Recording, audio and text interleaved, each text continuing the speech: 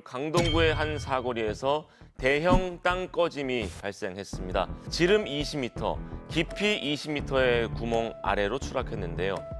네, 수도권 곳곳에서 땅 꺼짐 현상이 잇따르며 시민들의 불안감이 커지고 있습니다.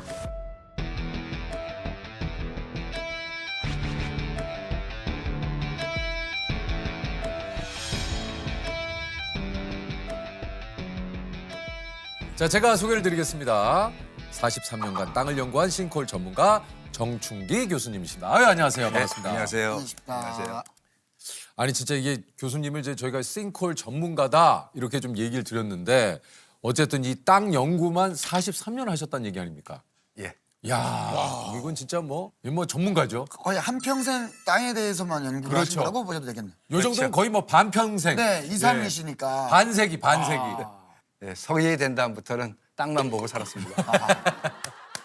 이게 이제 싱크홀이 생기는 원인은 정말 뭐 다양할 것 같은데 주로 그 싱크홀은 어떻게 생기는 겁니까? 뭐 싱크홀이라는 게 이제 크게 구분하면 네.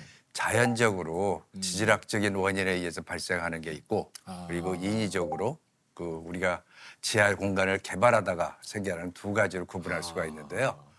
우리나라에서 볼 수 있는 그 싱크홀 사고는 대도시에서 발생되는 저 현상입니다. 그러니까 상하수로 관로가 노후화돼서 어떤 중간중간에 구멍이나 결손된 부분이 있으면 그 부분으로 그 위에 있는 흙들이 그쪽으로 빠지게 됩니다. 흘러내리거나. 네, 빠지게 되면 이제 조금씩 공동이 빈 공간이 생기게 되거든요. 결국 너무 크게 확대되면 그다음에 무너지게 되는 거죠. 근데 이러한 하수, 손상된 상하수로 관로에 의한 것은 하수 관로가 보통 지표면에서 1에서 1.5m 사이에 있거든요. 그러니까 무너진다 하더라도 그게 큰 규모가 아니고 직경 한 1, 2m에서 그런 규모로 발생되는데 이것이 제일 많이 발생합니다.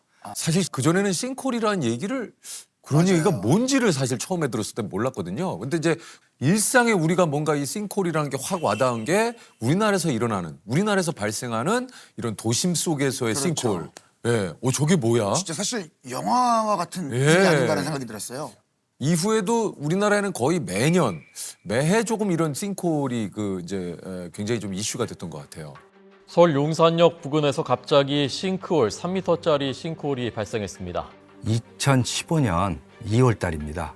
행인이 버스에서 내려서 걸어가던 도중에 갑자기 무너지면서 두 사람이 싱크홀로 빠지는 사고가 발생했습니다. 이 사고는 옆에 펜스에서 알 수 있는 것처럼 바로 공사장 인근인데요. 공사장에서 불작 공사를 하면서 공사장 배면에 흙이 유출되면서 지하 공동이 발생하였고 그 보도에 보면 여기 조금 색깔이 진하면서 보도 블록 사이가 좀 틈이 벌어져 있는 데가 보입니다. 이렇게 보도에서 발생하는 경우에 약간 보도가 내려앉고 조금 젖어 있는 느낌이 드는 그런 지역에서는 유의할 필요가 있습니다. 싱크홀은 계속 발생하고 있었습니다. 그렇습니까? 해마다 전국적으로는 한 200회 정도의 싱크홀이 발생하고 서울에서도 해마다 20회 정도는 싱크홀이 발생을 하고 있습니다. 와, 이렇게 많습니까? 네, 맞습니다. 아니 3월 24일 저녁 6시 29분 강동구 왕복 6차선 도로에서 4차선이 내려앉는 그 대형 싱크홀이 발생을 했습니다.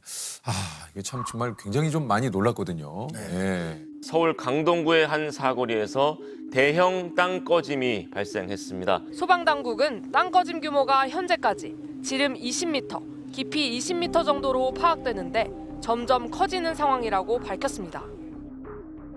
이게 뭐 직경이 20m에 굉장히 컸어요. 예. 깊이가 18m까지 가라앉았으니까 아마 우리나라에서 제일 큰 싱크홀이 아닌가 그렇게 생각이 듭니다. 그리고 더 문제인 것은 인명피해가 발생했다는 그러니까요. 것이 너무 안타깝죠. 이게 또 구조 작업이 난항을 좀 겪었어요. 예. 도로에는 항상 거기 상하수도 관로가 지나가게 되고요. 싱크홀이 발생하게 되면 당연히 상수도관은 파열이 되고 거기서 엄청난 물이 쏟아지게 됩니다. 한 2,000톤의 물이 거기 쏟아져 내려왔고 거기서 무너져서 쏟아져 내려간 토사량이 6,000톤이 넘어간다고 그래요.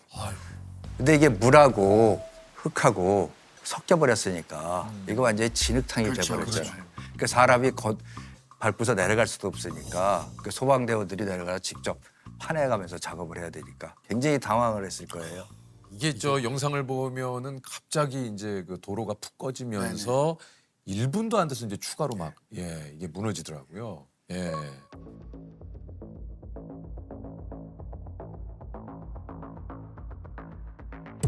그 싱크홀이 발생하게 되면 싱크홀이 발생할 주변 지관도 굉장히 약화되어 있기 때문에 연쇄적으로 싱크홀이 확대되면서 발생할 가능성이 높습니다. 그리고 이 사고에서 우려되는 점은 지금 보시는 바와 같이 저게 사고가 돼서 계속 싱크홀이 확장되는데도 불구하고 옆에서 차량이 계속 지나가고 있습니다. 그 주변을 지나가던 차량이나 사람들은 발생 지역으로부터 멀리 떨어지는 것이 바람직합니다. 이번 사고에 좀 특별한 전조 증상 같은 건 혹시 없었습니까? 비슷한 규모의 사고가 5년 전에 구리에서도 마찬가지로 발생을 했었습니다. 그 구리시에서 집안암벌 발생된 데도 이 강동구 명일동 이 지역이랑 직선거리로 5km밖에 안 떨어져 있습니다. 그래서 아마 지질학적인 지형적인 원인에 의해서 발생한 집안 특성이 양쪽이 유사할 거다라고 생각이 들고요. 그리고 또 하나는 두 구간 다 그 하부에 도로 하부에서 터널 공사를 하고 있었고요. 하필 터널 막장이라고 그러죠. 제일 끝단. 네네. 그 끝단이 제일 위험하거든요. 근데 그 끝단 있는 데서 양쪽 다 무너졌습니다. 일상에서 사실 우리가 이제 싱크홀을 어떻게 하면 좀 조심할 수 있을까? 사실 이런 싱크홀의 전조 증상이라든가 이런 걸 알아내기가 그렇죠. 참 힘들잖아요. 이거 방법이 없을까요? 지금 지하 굴착 공사할 때 다른 나라에서는 상시 모니터링을 하고 그 기술자들이 판단했을 때 위험 기준이 넘어선다 그러면 실시간으로 그거를 경보하는 시스템을 운영을 한다고 그래요. 우리 요새 지진이 발생하거나 그렇죠. 또 무슨 사건이 발생하면 문자 문자 메시지가 오죠. 전부 다 네네. 오잖아요. 그런 것처럼 일반 시민들한테 SNS를 알려주는 그런 시스템을 운영을 한다고 그러더라고요. 해외에서 그런 곳이 있군요. 네. 아, 그렇군요. 그러니까 이제 뭐 국가적인 시스템이나 사회적인 시스템이 갖춰야 되는 문제지 사실 어떻게 보면은 우리 그 일상을 그냥 이렇게 그렇죠. 바쁘게 보내고 살아가는 계시는 분들은. 보내고 계시는 분들이 이런 것들을 특별하게 우리가 알아서 미연에 방지하기는 사실 현실적으로 쉽지는 않다라는 얘기신 것 같아요. 이게 어찌됐든 다시는 또 이런 사고가 일어나지 않게 이렇게 미리 조금 그 예방하고 이런 것들에 대한 또 조사도 또 지금 철저하게 좀 이루어지고 있죠. 여러 가지 방면으로 조치가 취해지고 있는데요. 우선 첫 번째로 아까 얘기한 하수관로에 의한 그 사고를 예방하기 위해서 노후화된 하수관로를 교체하는 작업이 좀 더 예전보다 좀 신속하게 진행되고 있고 앞으로도 진행되리라고 생각하고요. 두 번째로는 이미 손상된 하수관에서 지하에 공동이 발생했다면 그것을 찾는 작업을 해야 됩니다. 그래서 그 레이더를 이용한 탐사 기법을 이용해서 땅 속에 있는 공동을 찾는 작업을 하고 그게 발견이 되면 하수관을 교체하고 대부하는 그런 작업도 하고요. 그리고 또 하나 이것들이 전부 다 지하의 공간에 관련된 여러 가지 정보가 없어서 그렇거든요. 그렇죠. 그래서 우리나라 대도시를 중심으로 해서 3차원으로 그 지하 공간에 관련된 집안의 특성 그리고 어떤 지하철이면 지하철, 관로면 관로 그게 어느 위치에 어떻게 매설되어 있는지 그 지도를 만들겠다 하는 작업을 현재 추진 중인 것으로 알고 있고요. 사람들이 먼저 위험을 감지할 수도 있습니다. 옆에 공사나 그런 거 할 때 보도블럭이 살짝 내려앉거나 좀 젖을 흔적이 있으면 그리고 차량을 운전하다가 심하게 쿨렁쿨렁거린다 하는 것은 그런 싱크홀의 발생 가능성이 있으니까 유의해야 되고 올해 그 여름철 그 장기 예보에 기상청의 장기 예보에 따르면 강우량도 많고 호우의 집중호우의 빈도수도 높아진다고 합니다. 특히 하수관 손상으로 인한 싱크홀은 집중호우하고 매우 관련이 높습니다. 올 여름부터도 이러한 싱크홀 발생에 대해서 우리가 조금 더 경각심을 갖고 미리 준비를 해야 됩니다. 아니 그 사실 우리가 이제 예보를 늘 이제 받아 보기는 하는데 기상청에서 제공하는 예를 들면 예보는 어떻게 결정이 됩니까? 저희가 관측으로 시작을 해서 시뮬레이션을 돌리고 이걸 예보관이 해석하는 과정을 겪어요. 전 세계에서 기상 관측을 동시에 딱 해서 이제 슈퍼컴에 탑재되어 있는 소프트웨어로 이제 시뮬레이션을 하면 이제 나오는데 이게 틀려요. 이게 정답은 없거든요. 네네. 그러니까 MRI, CT를 찍더라도 의사마다 소견이 다 다르잖아요. 그렇죠. 좀 임상 경험이 풍부한 이제 예보관이 필요한 상황인데 저희는 예보 토의를 날씨가 나쁠 때는 하루 뭐 6번, 10번도 하고요. 계속 토론을 하는군요. 네, 토론을 계속 하는데 가장 중요한 토론을 저희는 오후 2시 토의로 보고 있습니다. 왜냐하면 이때 결정되는 예보가 저녁 뉴스를 통해서 받아보시게 될 거예요. 그래서 이때 거의 2시부터 3시 1시간 동안 정말 배틀이 접전이 이루어지고 좀 약간 치열하게 싸우기도 하나요? 네, 그 자리만큼은 국장님 이하 전국의 모든 예보관들이 화상으로도 연결되고 자기들이 본 거를 각자 토론하는 자리입니다. 네.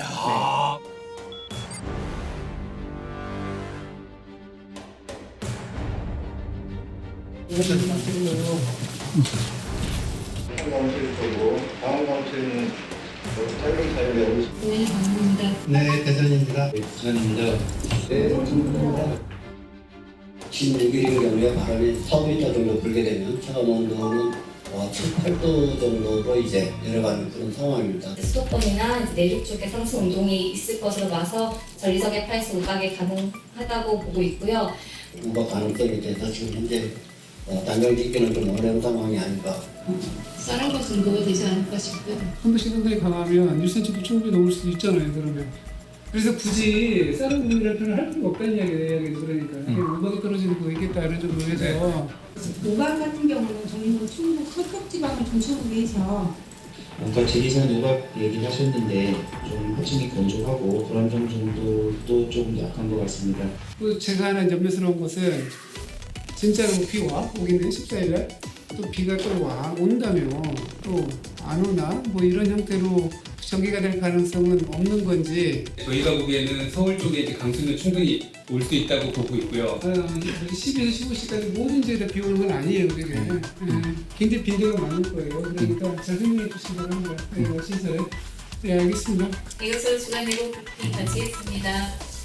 지금 14일 모레 토요일 아침에 한 번 또 오후부터 저녁에 한 번 우박 얘기가 계속 나온 것처럼 좀 피해가 날 수도 있는 요소가 있어서 그게 제일 관건이죠, 오늘.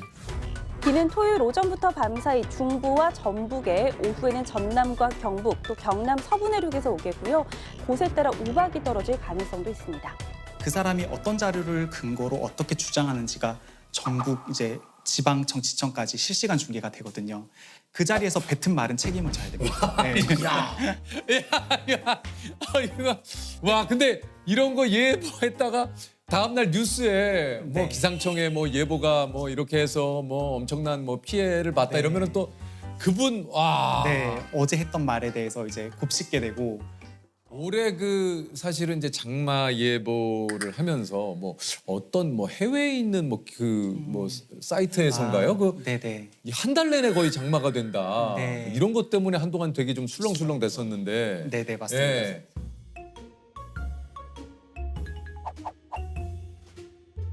캘린더가 막 뜨고 했을 때 좀 뭐 사실 기상청 내에서도 그걸 가지고 얘기를 좀 많이 하셨을 거 아니에요? 많이 했죠. 저희 네. 인터뷰 질의도 많이 오고요. 무지하게 왔을 것 같아요. 기상청에서는 어떻게 생각하냐 이거에 대해서 이런 얘기들이 많았어요. 그래서 저희가 좀 이렇게 데이터를 좀 트래킹해 본 결과로는 평년의 개념이었어요. 그러니까 앞으로의 예측이라기보다는 기존의 뭐 10년이면 10년 그런 과거 통계를 기반으로 캘린더로 이렇게 표시를 해놨던 거예요. 그래서 그게 예측이 가장 핵심은 그거였어요.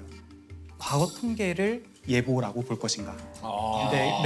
근데 그건 아니기 때문에 저희 대변인실을 공식적으로 이거는 그렇게 좀 신뢰할 수 있는 건 아니다. 최신 정보를 활용하는 게 좋다 했더니 이제 댓글들이 막 달리는 거예요. 뭐라고요? 틀리는 전문가인 기상청이 아니라고 하면 이건 맞을 것 같아요. 약간 그런 좀 씁쓸한. 네.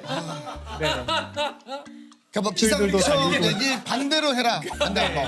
기상청이 아니라고 하면 이번엔 오겠네 막 그랬는데 사실은 뭐 결론을 얘기 드리면 이제 저희가 맞았죠. 과거 통계보다는 훨씬 근거를 가지고 한 예보가 정확도가 훨씬 더 높다. 그러니까 한편으로는 또 이게 가슴을 또 쓸어내리면서 네. 그죠. 사실 조마조마했어요. 그러니까요. 살 빼고 오면 어떡하지 막. 뭐 기상청에 계신 분들도 오죽 이게 뭐 연구와 진짜 공부와 노력들을 어마어마하시잖아요. 아무리 예측하기 위해서 진짜 수많은 분들이 노력을 한다 하더라도 근데 요즘 들어서 최근 들어서 자꾸 이렇게 국지성 그 폭우 예, 이렇게 뭔가 기상 이변 같은 일들이 좀 많이 벌어집니다. 맞아요. 특히 여기엔 비가 내리는데 저쪽은 멀쩡하고 네네. 어떨 땐 보여요. 높은 데서 이렇게 구름에서 보면 막 쏟아지고. 저기 쏟아지고 있네 이런 맞아요, 게. 맞아요. 네네네. 어쨌든 그런 것들이 우리 네. 참 동남아 지역의 스콜처럼 이게 이제 네, 그렇게 네, 네. 이제 좀 그 기후가 좀 변하는 것 같아요. 그렇죠. 기후 변화 때문이다. 아. 특히 지구 온난화라고 하는 이게 기온이 올라가게 되면 공기가 머금을 수 있는 물의 양이 늘어납니다. 비례 기하급수적으로 늘어나거든요. 네. 일단 내렸다 하면 쏟아내는 물의 양도 많아지고 바다에서 증발하는 수증기도 많아지거든요. 네. 대기 전체에 물이 많아진다고 봐야 될 것 같아요. 그래서 어떤 폭우뿐만이 아니라 폭염의 양상도 좀 달라지거든요. 네. 열대야가 많아지는 이유가 맞아요. 습도가 많기 때문에. 올 여름 되게 습했어. 정확히 일치하진 않지만 그러니까 동남아스럽게 약간씩은 변해가는 그런. 기존에 볼 수 없었던 어떤 그렇습니다. 일인 것 같아요. 네네. 이게 왜 자꾸 예보가 틀릴 수밖에 없냐면 원래 과거 경험이 사실 중요하긴 중요한데 맞아요. 겪어보지 못한 날씨들이 그렇죠. 좀 나타나고 있는 이거 상황. 뭐 진짜 가을이 실종되고 이대로 겨울이 되는 건 아닌지 우려하는 목소리가 높습니다. 얘기 들어보니까 30년 평년 대비 여름은 20일 길어지고 겨울은 22일 정도 줄어들고 있다라고. 네네, 실제 데이터로 그렇게 나오고 있습니다. 겨울은 짧아지고 여름은 길어지고 봄은 약간 늘어나고 가을은 또 약간 짧아지고. 기상학적, 기후학적으로는 온도를 저희는 좀 기준으로 하고 있고요. 예를 들어 이제 겨울이 올 텐데 일평균 기온이 5도 밑으로 내려갔다가 그 위로 회복이 되면 안 치고요. 밑으로 내려갔다 회복이 안 되는 날부터 이제 겨울이 접어들었다. 또는 뭐 여름 같은 경우는 20도 일평균 기온 위로 갔다가 뭐 내려가면 아닌 거고 올라갔다가 그 밑으로 안 내려올 때. 그게 여름의 시작. 네, 그런 걸 기후학적으로 구분하고 야, 이거 있습니다. 처음 알았네. 그래서 오늘이 최저 온도가 15도고 최고 온도가 20몇 도라고 돼 있더라고요. 네네. 네, 그러면 이제 가을이라고 표현을 할 수가 있는 거예요. 아직까진 겨울이 아니고 가을. 가을이다. 네네, 맞습니다. 네.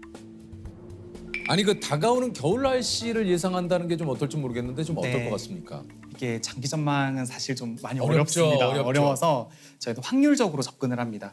평년이라고 하는 걸 기준으로 잡고요. 평년은 30년 평균. 그러니까 어떤 한 인간이 사회생활을 하면서 한 번쯤은 겪어봄직한 기간. 네. 30년으로 잡는데 지금은 2020년도가 넘었기 때문에 1991년부터 2020년까지 30년 평균을 합니다. 내 대학교 1학년 때부터의 그 네. 기간이군요. 대학교 1학년 20년. 네, 91년입니다. 훨씬 어려 보이셔가지고. 네, 네. 91학번입니다. 네. 네네네. 그래서 하여튼 30번의 겨울이 있었을 거잖아요. 그러면 제가 딱 그 겨울이에요. 네, 그 평년 대비 이것보다 기온이 예를 들어 높을 확률, 비슷할 확률, 낮을 확률 이렇게 세 등분으로 이제 예보를 하고 있는데 올겨울 같은 경우 평년과 비슷하거나 높을 확률 쪽으로 좀 보고 있어요. 그래서 비슷하거나 높다. 네, 그래서 뭐 한 번씩은 추위가 찾아오지만 장기간 지속된다기보다는 좀 회복을 하고 또 이제 극한의 한파보다는 일시적인 하강 쪽으로 일단 내다보고 있는 상황입니다. 이게 그 과장님이 처음으로 도입한 정책이 있다고 그래요. 이게 뭡니까? 네, 저희가 작년 8월 8일 신림동에서 이제 반지하 침수로 이제 가족이 네. 좀 안타까운 사고가 있었어요. 네. 그제밤 집중호우 속에 순식간에 천장까지 물이 들이찬 서울 관악구의 반지하 주택. 그 안에 살던 40대 발달장애인 여성과 여동생의 10대 딸은 빠져나올 수 없었습니다. 그때 이제 기상청은 밤 9시 사고 전에 낮에 호우 경보까지 내놓고 뭐 긴급 자막 방송 속보를 운영했음에도 사고가 난 거예요. 그래서 무엇을 더 해드릴 수 있을까? 정말 우리 가족이 만약에 그곳에 있었으면 어떻게든 뛰어가서 뭐 나오라고 당장 하지 않았겠느냐 해서 예전에는 이게 행정안전부나 지자체에서 좀 간접이죠. 어떻게 보면 간접적으로 호우특보가 나거나 하면 안전안내 문자라고 해서 맞아요. 그 많이 받으실 거예요. 맞아요. 네, 맞아요, 소리 맞아요. 없이 네, 나는 네. 문자인데 네. 이건 안전안내가 아니라 40대 11이라는 소리를 동반한 긴급재난 문자로 기상청이 우리가 직접 알려드려야 된다라고 해서 그래서 이게 시작이 된 시작이 거군요. 됐습니다.